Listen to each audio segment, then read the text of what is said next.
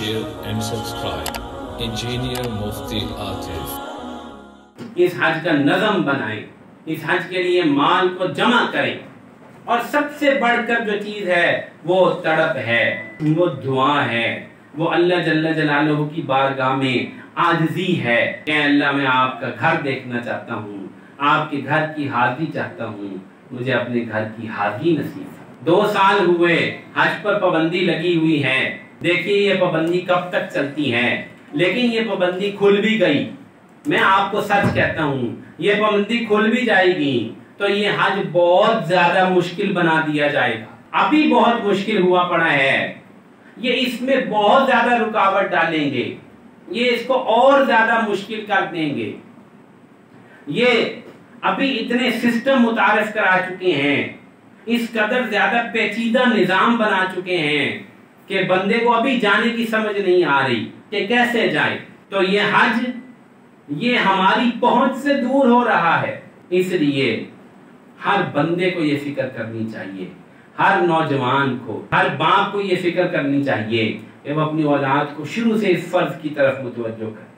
ہر نوجوان کو یہ فکر کرنی چاہیے کہ وہ شادی سے پہلے حج کر لے، شادی سے پہلے ہی حج کر لے، جوانی اور زور کے زمانے میں حج کر لے، اور جو مال وہ اپنی تعلیم پر اور شادی پر اور مکان پہ لگانے کا سوچ رہا ہے اور جمع کر رہا ہے اور دن رات محنتیں کر رہا ہے، جہیز بنایا جا رہا ہے، بری کے سوٹ بنائے جا رہے ہیں اور زیوروں کے پیسے جمع کیے جا رہے ہیں، اس سے پہلے یہ مال حج پر بھی لگایا جا سکتا ہے۔ اب میں وہ بات آپ کو بتاتا ہوں جس کو سن کر آپ کو بڑی حیرت ہوگی۔ انسان یہ سمجھتا ہے کہ میں حج کرنے چلا گیا تو میرے پیسے لگ جائیں گے، 4-5 لاکھ روپیہ لگ جائے گا، میں نے تو ابھی ڈگری کرنی ہے، میں نے تو یونیورسٹی کی تعلیم حاصل کرنی ہے، میں نے تو بچی کی شادی کرنی ہے، میں نے تو کمیٹی ڈالی ہے، میں نے تو مکان کی قسطیں دینی ہیں، میں نے تو موٹر سائیکل لینی ہے، میں نے تو گاڑی لینی ہے۔ وہ فقر سے ڈرتا ہے، وہ مال کے کم ہو جانے سے ڈرتا ہے۔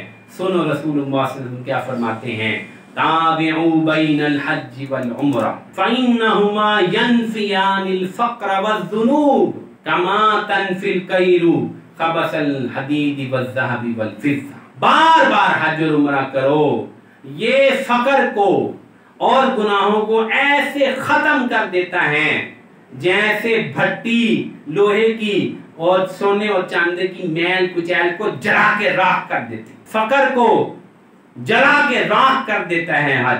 ایک صاحب سے ملاقات ہوئی، کہنے لگے پہلا حج کیا اللہ تعالیٰ نے واپسی پر مجھے بہت بڑا منافع اور بہت بڑی تجارت کا میرے اوپر دروازہ کھولا، دوسرا حج کیا تو اللہ تعالیٰ نے ایک اور دروازہ کھولا۔